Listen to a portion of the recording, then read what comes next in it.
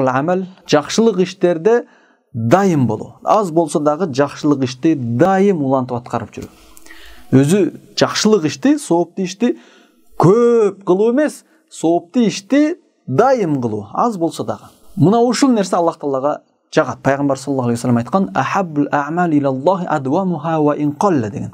Аллах Таалага эң сүйүктүү иш-аракеттер, аткарыла турган иш-аракеттер, ибадаттар аз болсо дагы дайым аткарылган. Эгерде аз болсо дагы дайым аткарыла турган болсок, анда динге бекем болууга аябай чоң жардам берет. Пайгамбар саллаллаху алейхи вассаламдын кылган амалдары, ибадаттары дагы мына ушундай болгон. Намаз болобу, кайрымдуулук болобу, түнкү намаздар, орозо болобу, дайым Пайгамбар саллаллаху алейхи вассалам дайым аткарган.